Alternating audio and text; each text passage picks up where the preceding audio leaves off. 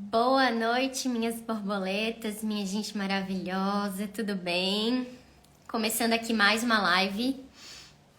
Hoje, dia 30 de julho de 2023, são agora 6 horas e 1 minuto.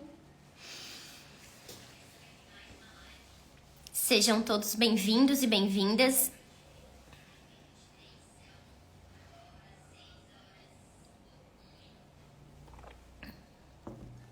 Hoje a gente vai falar sobre a importância da psicanálise para a sociedade e como que o Freud foi desenvolvendo os estudos e pesquisas dele na área da psicanálise, já que ele é considerado o pai desse estudo sobre o inconsciente. Se vocês pudessem me dizer em uma palavra, o que vocês acham que a psicanálise teria de importância para a nossa sociedade? O que vocês me falariam? Pode ser uma palavra. Gente, não tem certo, não tem errado. Aqui a gente tá para compartilhar o nosso conhecimento, fazer as nossas trocas.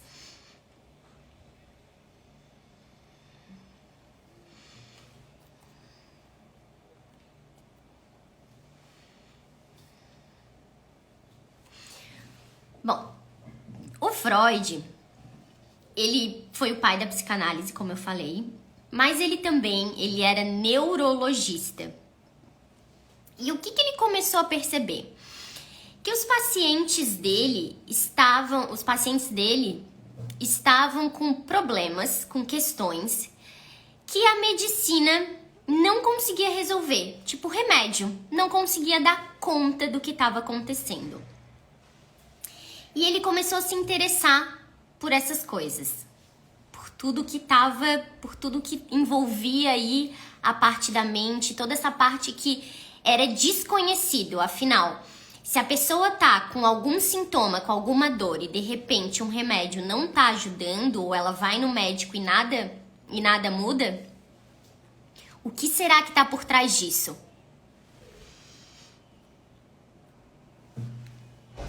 Vamos lembrar que o Freud nasceu em 1856 e veio a falecer em 1939. Então, ele foi lá no finalzinho da Segunda Guerra Mundial. Ele teve que ser exilado em Londres e foi lá onde ele acabou vindo a falecer. O Freud era judeu. Então, na época que ele estava estudando, fazendo pesquisas, não era muito bem aceito. Imagina quando ele trouxe a questão da sexualidade infantil e jogou a bomba assim.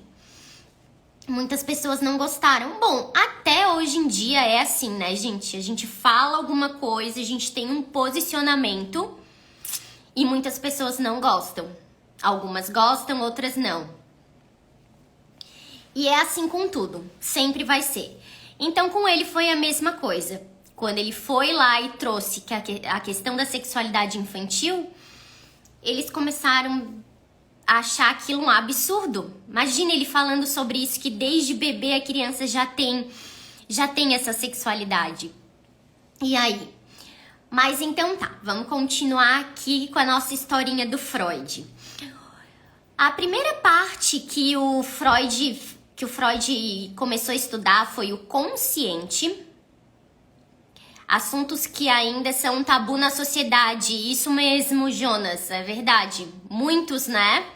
Às vezes a gente fala, as pessoas não gostam. É bem isso. Na verdade, o Freud também, junto com o Darwin e com o Copérnico, eu acho, ele ganhou o prêmio Nobel algumas vezes, só que ele nunca recebeu. Por quê? Porque para eles a psicanálise não era uma ciência. Não tinha por que ele tá ganhando algum prêmio se ele não tinha talvez descoberto nada. Afinal, ele descobriu, né? Ele descobriu o inconsciente. E aí, a primeira parte dos estudos lá do Freud, que a gente chama a primeira tópica, é o consciente, pré-consciente e o inconsciente. Que eles são divididos. Como que é isso? O consciente é o que está acessível. É aquilo que é aparente, aquilo que está disponível pra gente. O que a gente tá aqui tem... É como se a gente estivesse numa gaveta e tivesse um armário, vamos dizer, desculpa, não 3 gavetas, um armário com 3 gavetas.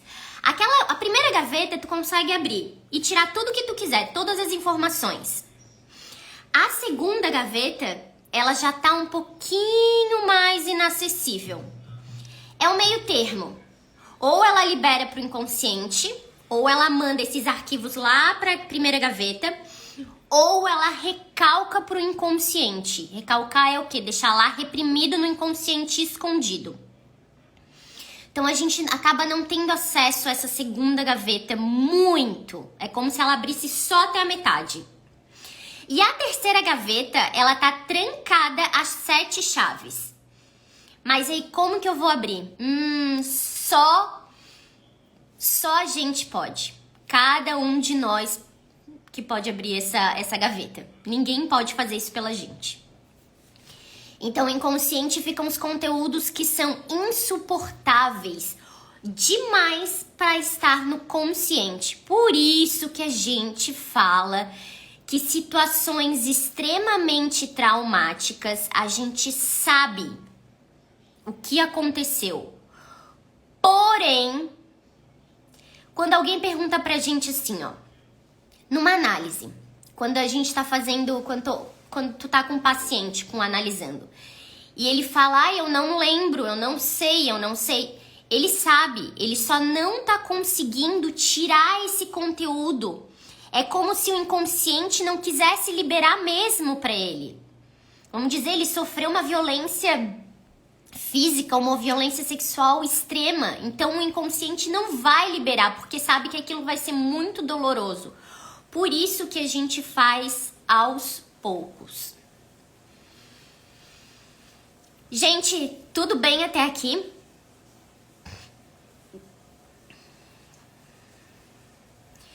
Então, com o período da Segunda Guerra Mundial, como eu falei pra vocês, na qual transcorriam os estudos da psicanálise, tudo ficou mais difícil pro Freud. Claro, porque ele estava falando de coisas que ninguém estava aceitando. Como alguém falar disso? Como que tem um lugar na nossa mente que simplesmente a gente não tem acesso? Como? Então ele teve que dar uma parada, teve que adiar os estudos e as pesquisas na área, porque não estava sendo bem visto. E a gente sabe como é período de guerra. Então, como ele estava nesse período ali, ele estava estudando durante esse período, ele teve que realmente parar e adiar os estudos dele. Mas isso não desanimou ele, não. Ele não achou, então vou deixar pra lá. Não. Ele continuou os seus estudos, mas não fazendo publicação nenhuma. E em 1920, ele teve um retorno nas pesquisas e assim surgiu a segunda tópica da teoria freudiana. Primeira tópica, vou falar pra vocês, é tópica mesmo, tá, gente? Não tô falando errado. É primeira tópica, segunda tópica, terceira. Primeira tópica. Consciente, pré-consciente, inconsciente. Segunda tópica. Id, ego e superego. O id é o quê? É o oba-oba.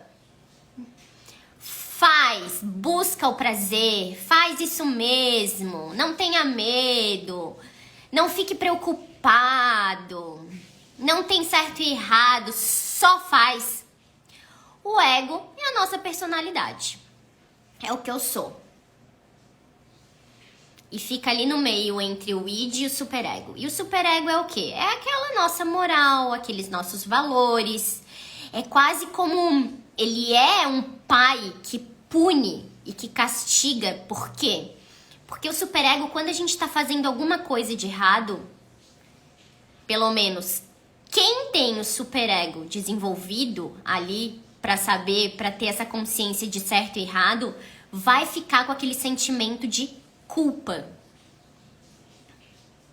A culpa aqui, ela é aceitável, porque você não pode simplesmente machucar uma pessoa, vamos dizer, eu vou bater em alguém e tá tudo bem.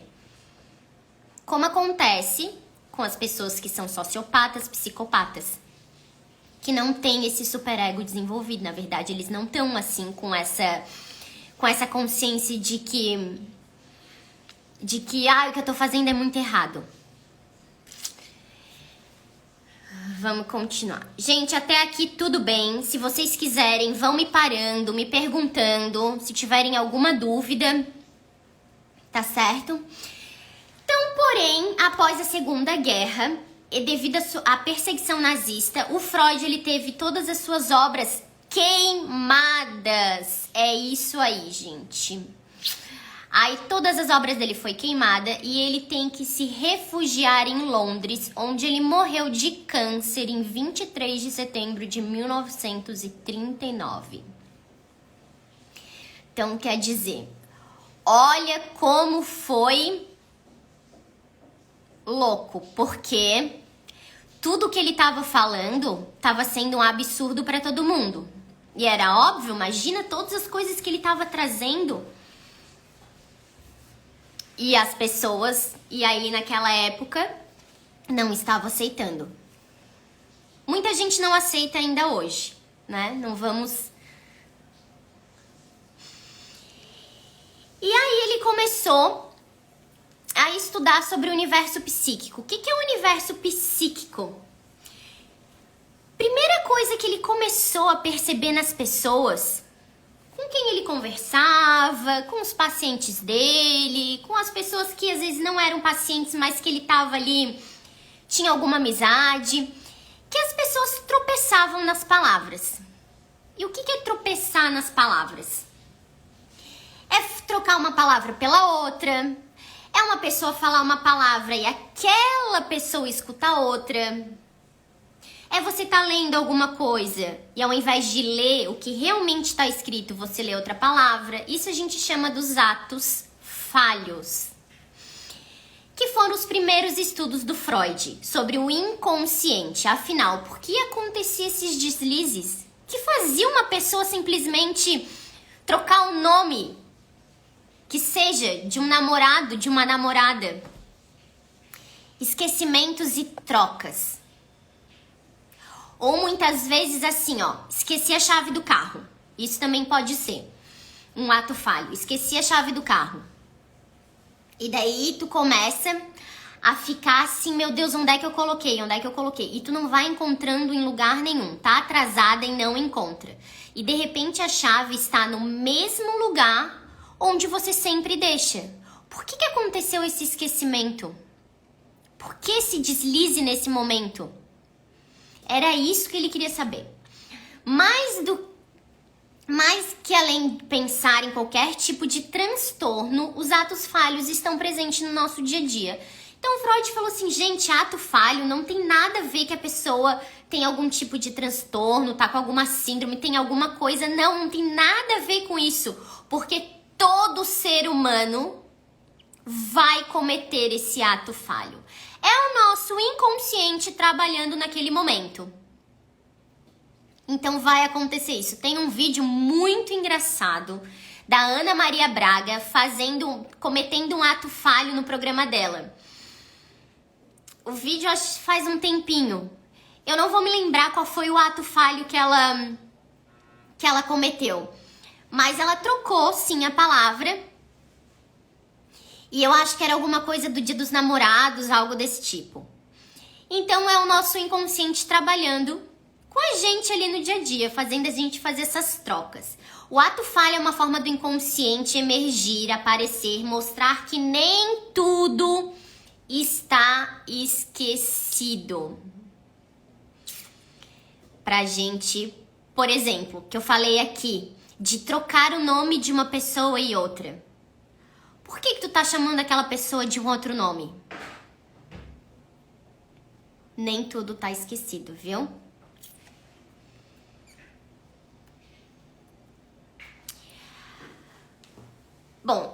Freud, ele continuava fazendo o tratamento dele, o tratamento com os pacientes dele, além de ele ser médico, neurologista, como eu falei pra vocês, ele se dedicou bastante ali à psicanálise. Então, ele começou a atender alguns pacientes. E o tratamento usado pela psicanálise, que ele deu o nome de, que foi dado o nome de associação livre. O que é o tratamento de associação livre? Ou seja, o paciente fala tudo mesmo o que vem à mente.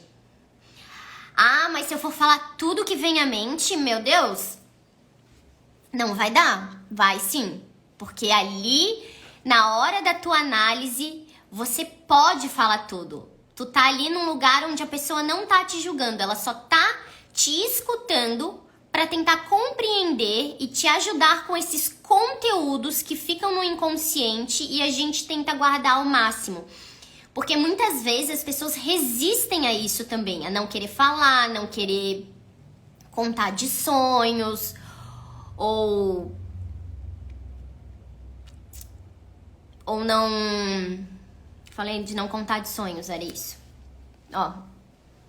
Sem medo da censura ou julgamento. Então ele tem que falar tudo. Chegou ali, deitou no divã, onde ele pode ficar de costas, né? Ele fica de costas pro analista e vai falando tudo que vem na mente dele.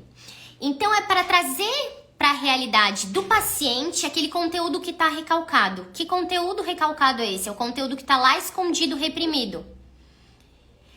Como tá lá escondido, ele não precisa lidar com aquilo. Porém, o sintoma dele tá latente.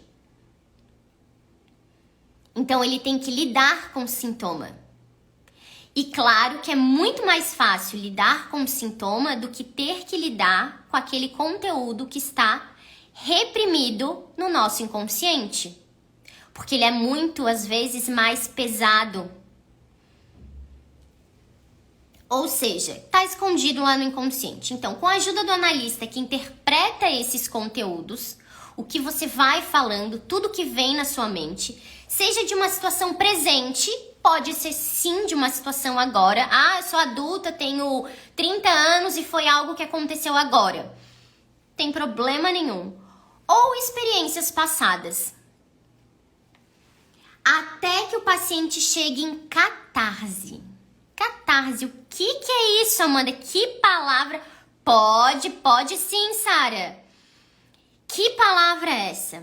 Significa se libertar dos conteúdos e ou traumas reprimidos no inconsciente. É isso. Deixa eu só... Pode fazer, Sara, sim. Eu não sei se tu tava ali no início, mas eu disse que a hora que quisesse parar pra perguntar, não tinha problema nenhum, tá bom?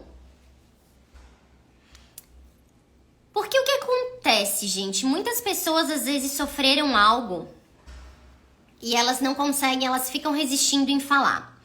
Porque, claro, por que eu vou mexer de novo nesse vespeiro? Por que eu vou estar de novo remoendo isso?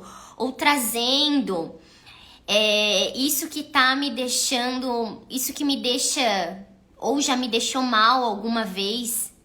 Mas assim, uma coisa é a gente lidar sozinha, outra coisa é a gente lidar com outra pessoa que tá ali, te ajudando, te orientando,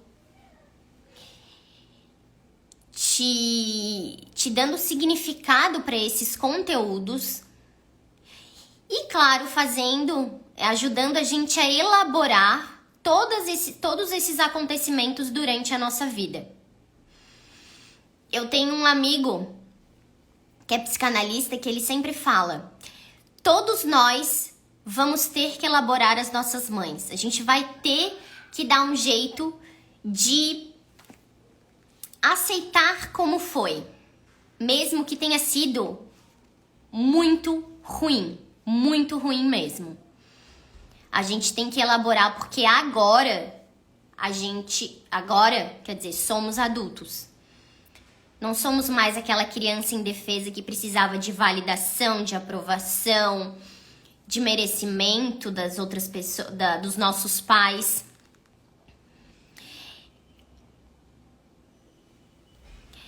Eu pergunto se uma criança com 4 anos pode esquecer um trauma de um abuso ou ela leva sempre pra vida mesmo com terapia.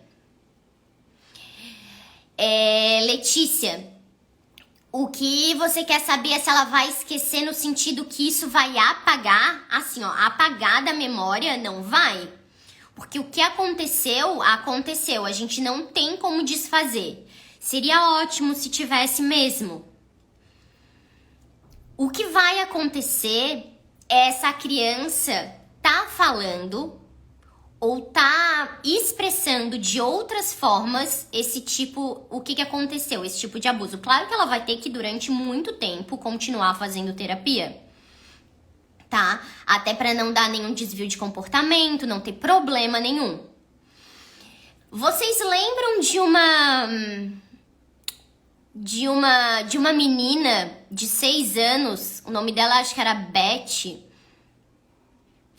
que ela sofreu abuso quando ela era muito pequenininha do pai biológico e ela teve muito problema de comportamento, ela maltratava o irmão, ela maltratava os animais, Esse é um documentário até super conhecido no YouTube, quem quiser, acho que é O Anjo Mal. Algo assim, gente. Tá? O nome da menina é Beth. Eu posso até colocar aqui depois pra vocês, se vocês quiserem ver. E ela contava o que tinha acontecido, o que tinham feito com ela. E ela falava que ela tinha tanta raiva daquilo que ela queria fazer igual com o irmão que era menor. Então, assim, o abuso também pode ter outras situações. Os pais estão sabendo e estão tentando colocar debaixo do tapete, porque isso também agrava. Agrava e não é pouco. Ou os pais estão sabendo e já se meteram, e digo se meteram porque tem que se meter mesmo, é óbvio. E já tomaram as atitudes que deveriam.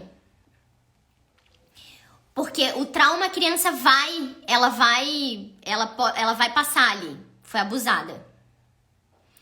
Só que a forma como esses pais, junto com a terapia, vão lidar com essa criança que está traumatizada de uma forma que a gente às vezes nem imagina, é o que vai também definir esse fator de ela ficar bem ou não, tá? Aqui, a Sara perguntando. Sara, minha filha tem 4 anos, ela é muito agitada, conversa muito.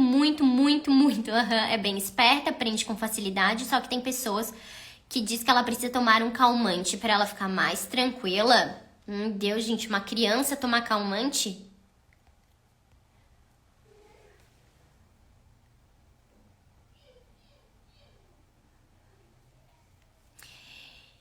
Um lapso de memória, acredito que pode ser sim. Pode ser por algum trauma. Eu falei desse documentário, vou falar outro, tá? Só que foi ao contrário. A questão do lapso de memória. Já vou falar aqui, tá? Como é que é teu nome? Ai, não sei falar teu nome. Tu me diz aqui como é que é. Ela se lembra. Já tem 9 anos, tá? Foi com 4. E assim, Letícia, tu levou ela pro psicólogo ou pro analista? Algo assim?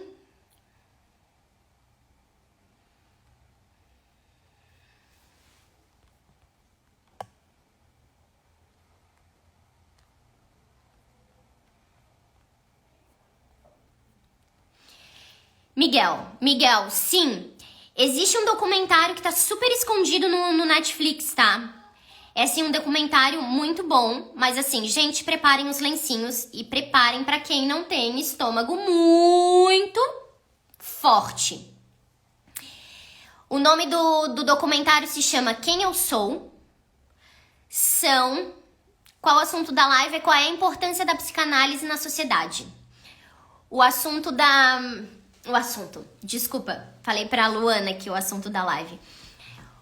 O documentário são irmãos gêmeos e um deles sofreu um acidente de moto e simplesmente esqueceu da vida dele antes dali. Ele esqueceu tudo, na verdade. Ele não sabia andar de bicicleta, ele não sabia mais nada. A parte ali que afetou o cérebro dele. Travou? Agora tá dando pra... Estão me escutando de novo? Tudo certinho? Então ele teve um acidente de moto e o cérebro, a parte do cérebro dele que ficou afetada foi essa da memória ali. E aí ele desaprendeu tudo. Ele teve que reaprender. Teve que aprender a andar de bicicleta, a cozinhar, a amarrar um cadarço.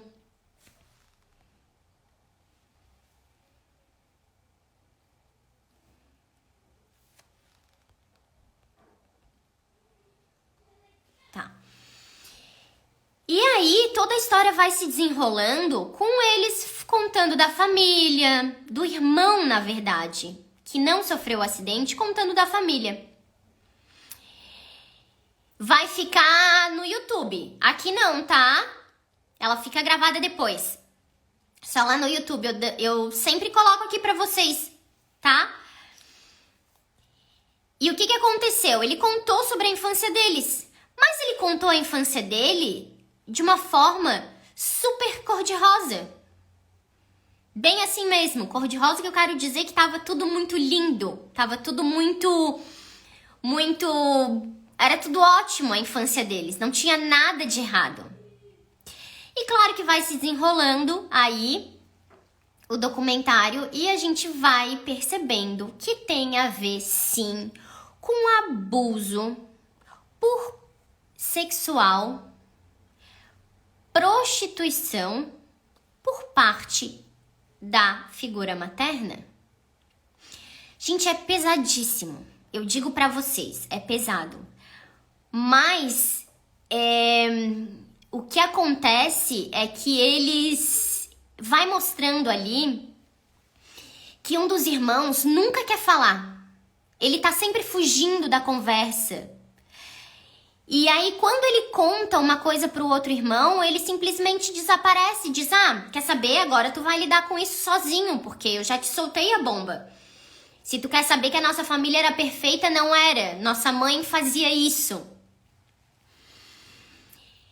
E aí, gente, eu não quero contar pra vocês, porque é muito bom esse documentário. Já falei, preparem os lencinhos. Eu preparei o meu e assim, ó, cheguei no final, eu tava virada num panda de rímel, assim, porque é forte.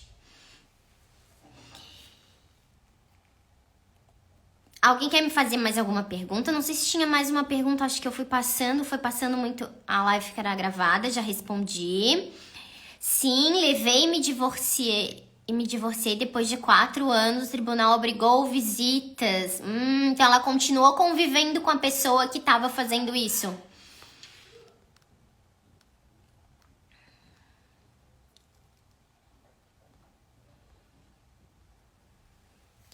Isso, no documentário. No documentário, esse mesmo, Luana. Eu vou deixar aqui pra vocês, tá? Eu vou depois... Eu tiro uma foto da tela e...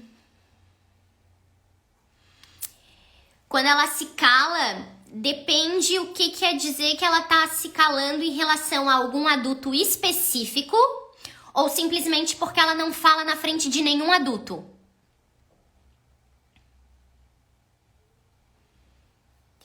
Olha, o que vai acontecer é que essa criança, ela sabe que um adulto que abusa dela, ele vai estar ameaçando ela.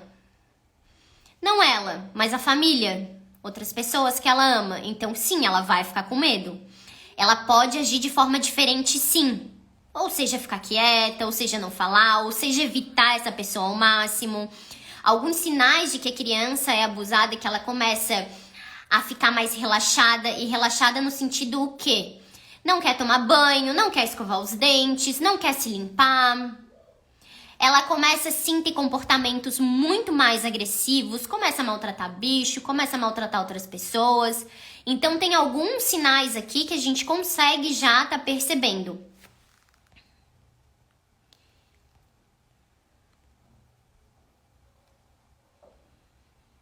Então sim, se ela se calar, se ela tem medo de determinada pessoa, a gente sempre investiga. Sabe por quê? Por que a criança teria medo daquela pessoa? O que aconteceu?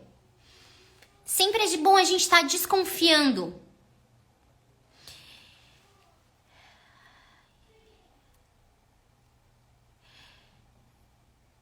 Sim, ele por acaso é um rapaz e tem cada 15 dias e é sempre um problema, porque a criança não quer ir. Olha, Letícia, essa situação é bem complicada, porque isso devia ter sido passado pro juiz, eu não sei como é que foi, se teve algum tipo de denúncia, se como a criança lembra, como a criança fala, se ninguém tomou alguma atitude, porque normalmente o que qualquer pai faria ou qualquer mãe faria? Tomaria uma atitude na mesma hora, não deixaria isso se prolongar de forma alguma. Traria...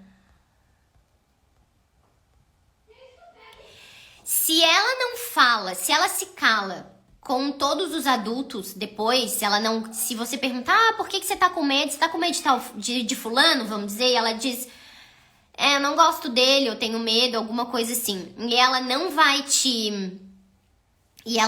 te falando, outras formas de ajudar a criança são com ela se expressando de outra forma, não na fala. Mas nas brincadeiras, prestar muita atenção, nos desenhos. E se mesmo assim, mas eu não vou conseguir daí interpretar tudo isso, aí leva ela pra fazer, pra ter atendimento. Porque daí uma analista, uma psicanalista ou qualquer outro tipo de terapia vai ajudar aí ela a entender o que estava acontecendo.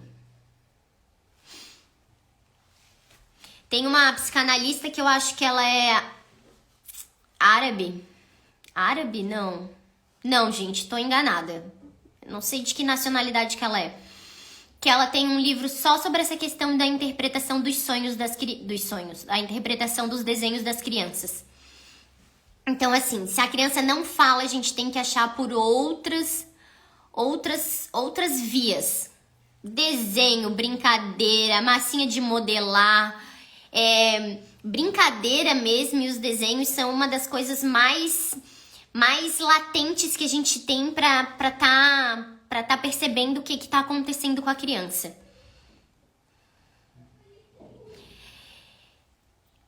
Sim, tá difícil eu lidar e obrigado, pois é difícil, eu já tentei novamente. Eu sou advogada, mas sou de Portugal e a lei aqui não proíbe. Gente, pois é.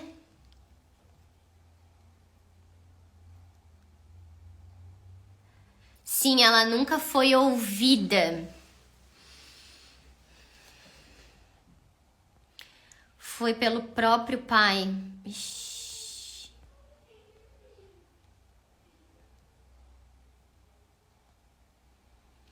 Ela desenha, mas os desenhos são muito coloridos, leves. As brincadeiras também dela.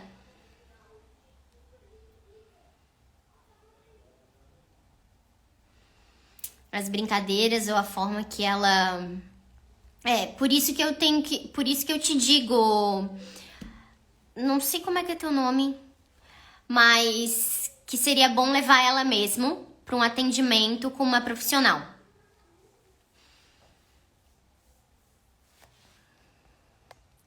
Ela sempre esteve sendo acompanhada pelo psiquiatra, e psicólogo. Ah, tá.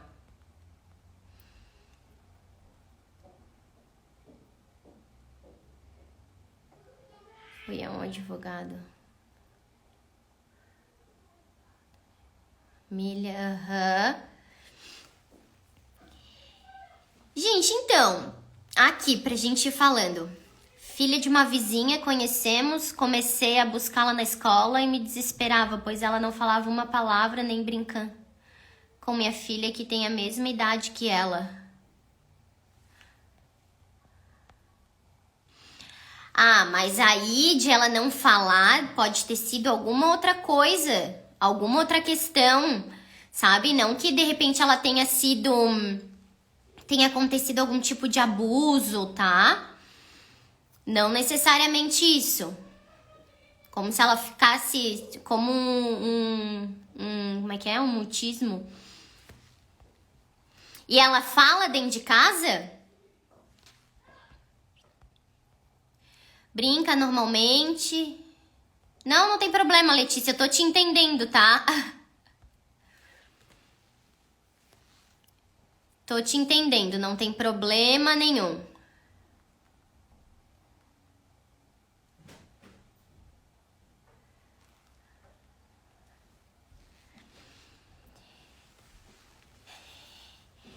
Então, gente, por que a gente tava falando aqui da importância da psicanálise para a sociedade?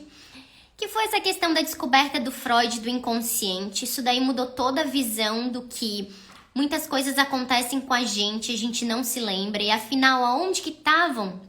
Onde que estavam guardados? Onde estavam escondidos? Por que tinha situações que ninguém conseguia resolver, que a pessoa tinha dores, tinha sintomas e remédio nenhum dava jeito na pessoa, né? Continuava com dor, voltava lá e tava com dor, voltava lá e tava com o mesmo sintoma.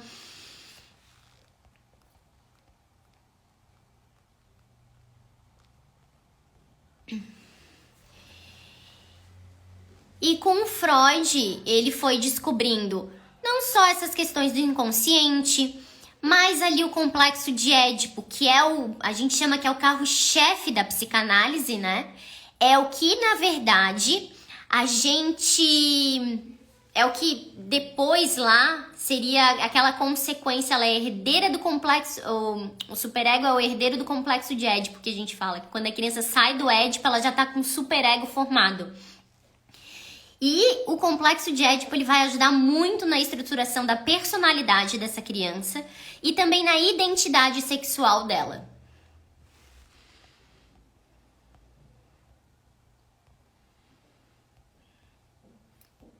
Mas ela sim, encoraja a mãe a levá-la ao atendimento. Busquei, ela chorava e conversei muito até que ela me disse que sentia muita saudade da mãe. A encorajei a falar, mostrando que ela era segura aqui. Hoje ela já fala conosco.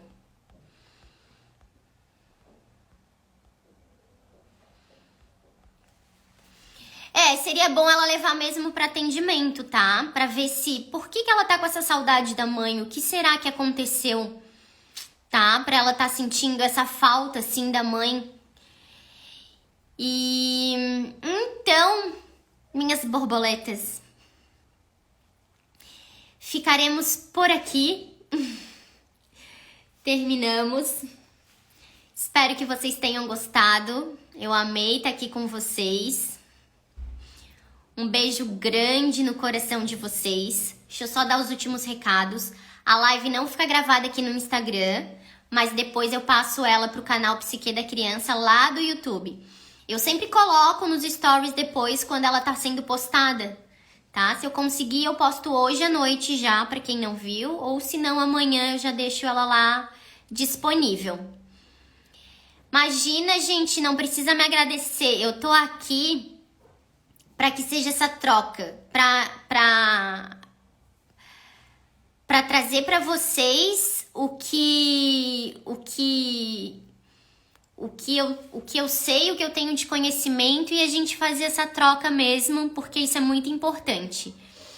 A gente tá sempre aprendendo e ensinando. Isso que é o mais importante. Espero que vocês tenham gostado. Um beijo no coração de vocês. Um abraço apertado. Uma excelente semana. Fazia tempo que eu não fazia live aqui. Fazia umas 2 semanas. Mas voltamos. Repito, Miguel. Quem sou eu? Eu não sei se é quem eu sou ou quem sou eu. É uma dessas duas.